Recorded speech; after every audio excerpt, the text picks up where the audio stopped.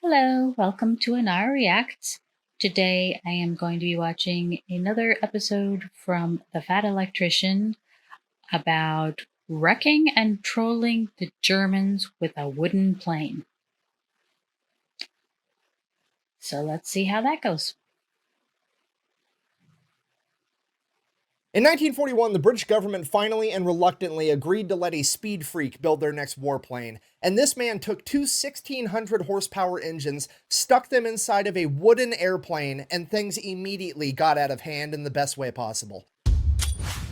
Today we're talking about the DH-98 de Havilland Mosquito.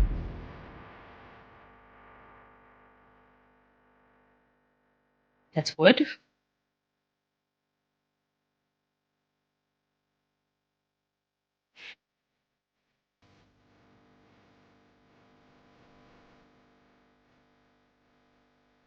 And while the official nickname is the Mosquito, it also goes by the Mossy, the Loping Lumberyard, the Wooden Wonder, and the Timber of Terror. And when something has that many different nicknames, you know it's going to be good. Okay. And just like so many other stories, this story too, our story begins in 1909 with Sir Geoffrey de Havilland. He is 27 years old, he just got married, and he has spent his entire life working on, building, and designing cars and motorcycles. But now, they're just not fast enough. There's this new thing out, airplanes, and they can go even faster. So naturally, he's got to get him one of those. The only problem is, building a plane, as I'm sure you can imagine, costs a lot of money, even back then when they were just biplanes. So where's he going to get all this money? Well, he's going to do exactly what any self-respecting man would do. He's going to go to grandma for a 0% interest loan. And when I say a 0% interest loan, I mean he goes to his grandmother and asks for a, and I quote, advance on his inheritance. Straight up, grandma, you need to fucking die or front me the money because I'm trying to make history over here. So grandma, being the gangster that she is, decides that she's going to give little Geoffrey £1,000 for his airplane project. Now,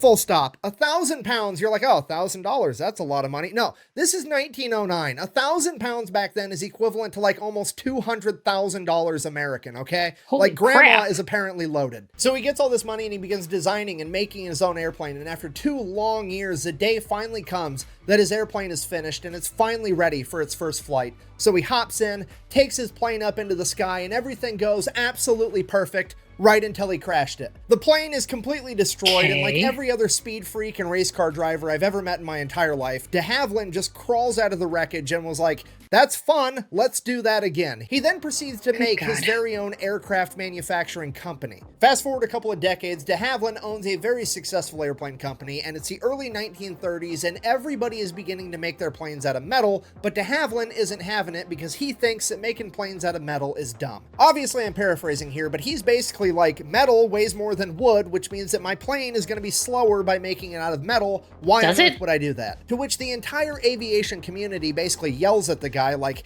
well, metal is stronger than wood, duh. And he's like, fucking, it's an airplane. What? Just don't run it into shit. It'll be fine. If you want strong, go build a tank. What are we even talking about here? Have you ever seen a fucking squirrel with knight's armor on? No, it doesn't make any fucking sense. So de Havilland's like, fine, I'm just gonna have to prove it to these people. 1934, they're gonna have the McRobertson Air Race. It's 11,200 miles from England to Melbourne, Australia. You have to fly all the way there. You can take any route you want. You can stop to refuel as many times as you want. There's this huge cash prize of £15,000. All the fastest airplanes on the planet are going to show up and try to win this race. So de Havilland creates a DH-98 Comet, ends up being the fastest plane in the world at this point in time, and obviously wins this race. And obviously, nobody cares because it's made out of wood, and they said that that's dumb. So nobody's going to learn anything from the point he just proved. Fast forward 1936, post-World War I, Germany is starting to rearm their entire country. Britain takes note, and they're like, wow, we should build up some weapons too in case they try something. So they put out a bid.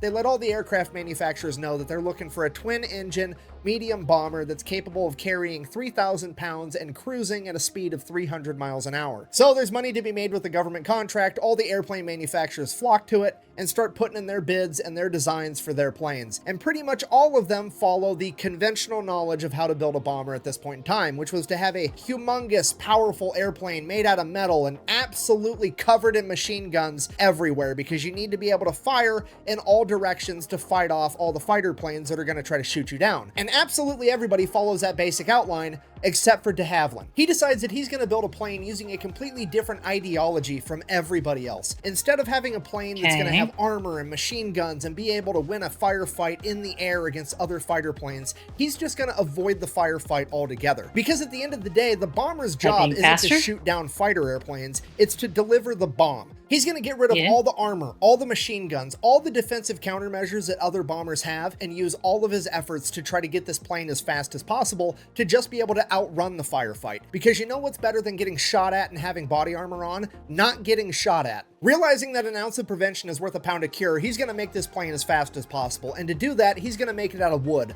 Again. So, he builds his wooden bomber. He then proceeds to take the most powerful aircraft engine on the planet, the Merlin, and sticks 2 of them inside of this thing. And this aircraft is the fastest warplane on the planet. With a cruising speed of 325 miles an hour and a max speed of almost 400 miles an hour, this thing is absolutely untouchable, and that's not even the impressive part. It's the manufacturing process where de Havilland's idea stands head and shoulders above the competition. You have to remember, they're going into World War II. Plastic wasn't widely used yet, and anything that's plastic today was probably metal back then. Metal was used for absolutely everything from canteens to tanks to airplanes. All of it was metal, meaning that throughout the course of World War II, metal became extremely scarce, so much so that America was trying to build ships out of concrete, and Great Britain was trying to build an aircraft carrier out of wood pulp and ice. So being able to build a bomber out of a cheap and readily available resource like wood was a humongous deal. And it all trickles down from there, because not only are you just using an untapped resource, by using wood, that means that you're not going to have metal workers and riveters working on the plane.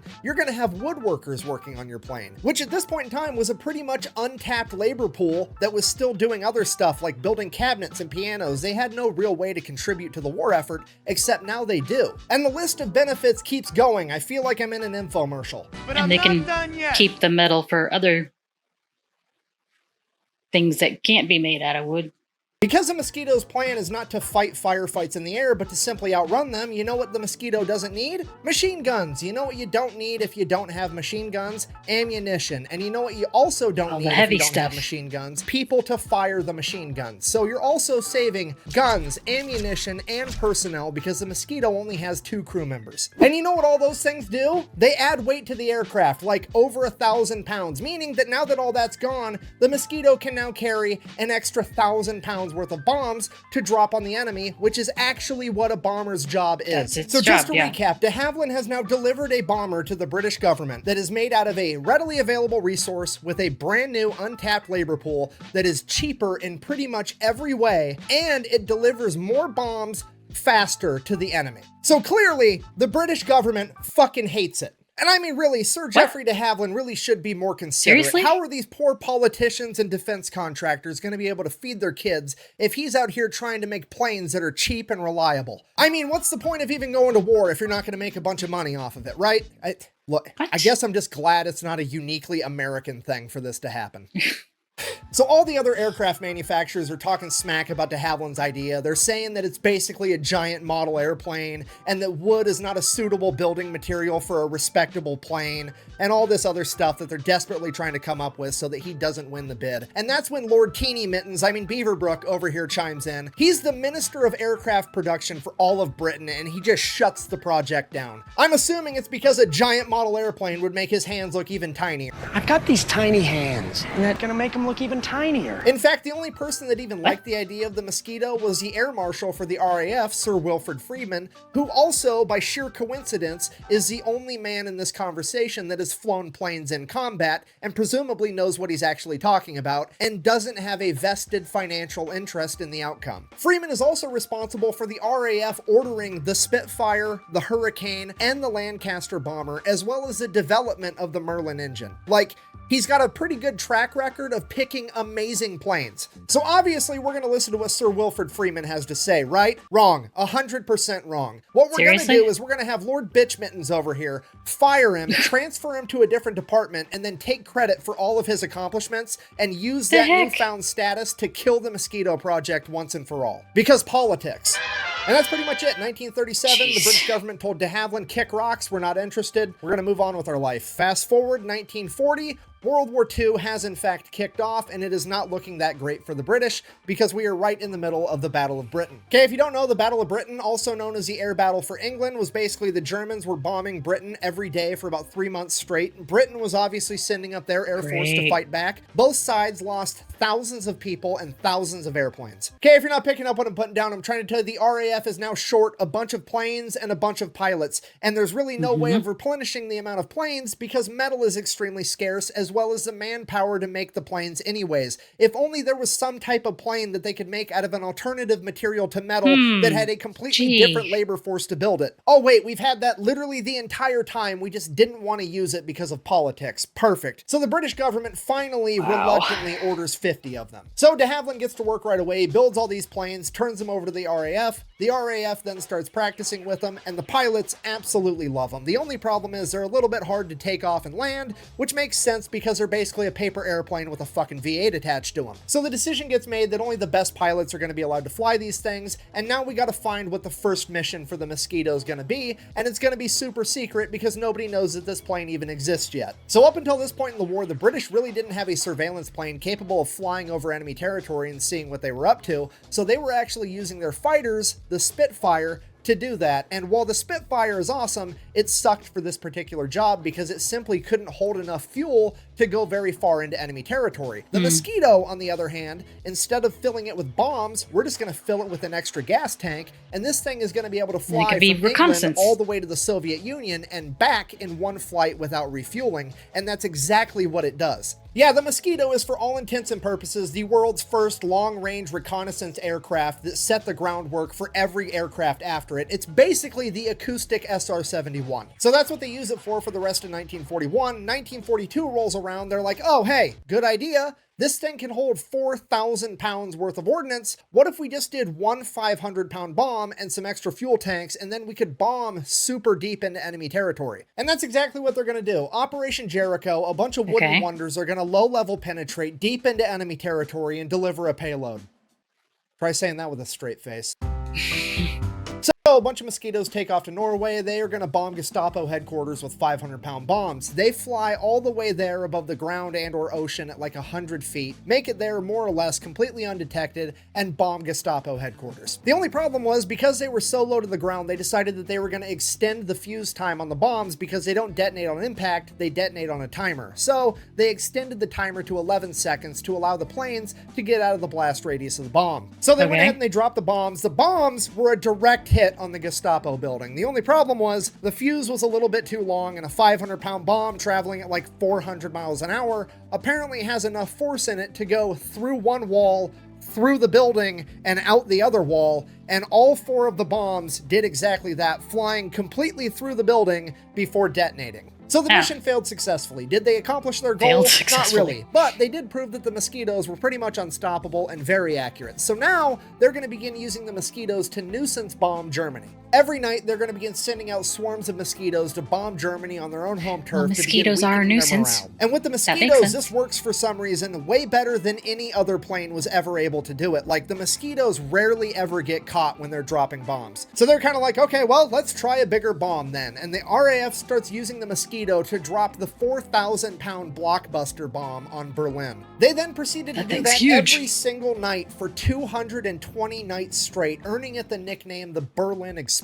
And then somebody at the RAF finally puts together the fact that maybe the Mosquitoes are so successful at not getting caught on their bombing runs, not necessarily because it's nighttime and not necessarily because they're really fast, but because they're made out of wood, and wood doesn't give off nearly as strong of a radar signature as metal does, which means it stands to reason that they would have just as much success bombing during the day as they would at night, which, if successful, is going to be extra demoralizing because at this point in time, everybody understands that there's never bombing raids during the daylight because the fighter jets would be able to take them out immediately. But in the case of the Mosquito, if they don't get picked up on radar, nobody might scramble the fighter jets until it's too late. So the RAF, with their immaculate sense of British humor, realize that this is a very rare opportunity to troll the enemy that they cannot afford to waste. So British intelligence finds out that January 30th, 1943, the Nazis are going to be holding a humongous rally to celebrate their 10-year anniversary of coming to power. It's going to be huge. Hitler's right-hand man, Hermann Göring, is going to be there giving a big speech. They're going to put the entire thing out on the radio waves so the whole country can hear it. It's going to be a huge morale boost to the Nazis. And it probably was right up until the RAF sent out the Mosquitoes and bombed all of the broadcasting towers for Berlin. Ooh. So the entire country just got to hear explosions, screams, and then the radio cut out forever.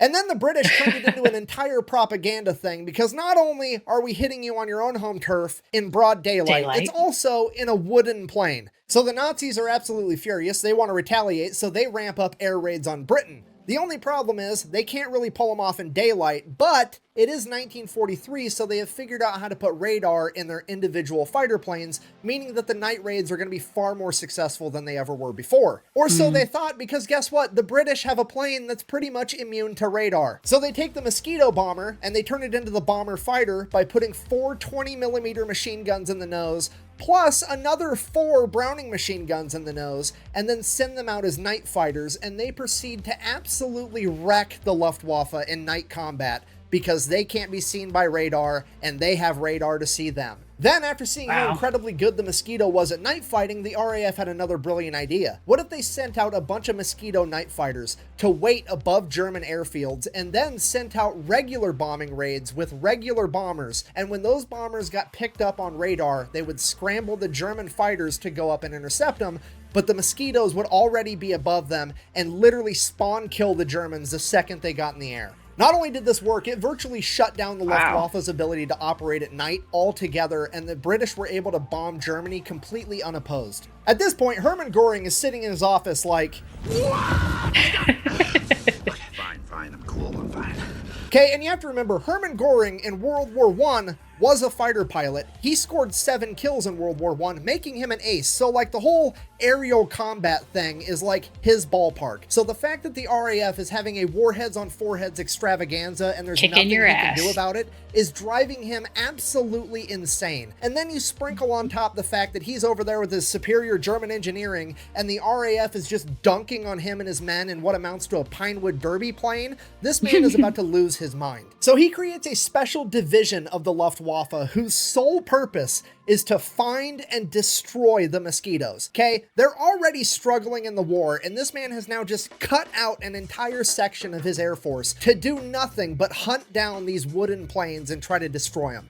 Needless to say, it fails miserably. So at this point, Hermann Göring's like, well, if I can't beat him, I've got to join him. So he orders his men to build him a wooden plane. And they straight up copy the Mosquito. Like, so much so that they also call it the Mosquito, but they just spell it with a K. Like, straight up, yeah, you can copy my homework, but make it look a little bit different. That's what they did. So they get the Mosquito with a K built, and to the surprise of absolutely nobody, it's a pretty awesome plane. But then guess what happens to it? You're never gonna guess what happens to the German Mosquito. A bunch of high-ranking Nazis, politicians, get together and they're like, I don't think a wooden plane's a good idea. I want big metal planes with metal armor and a bunch of machine guns all over them, because that's the way to go. The same political BS that shut down the British Mosquito 10 years prior is now holding up the Nazis. So much so that they don't even get their first test flight in until June of 1944, which is way too late in the war for the Nazis to begin making a new type of plane and mass producing it. So that's it. The Germans never really got their version of the Mosquito.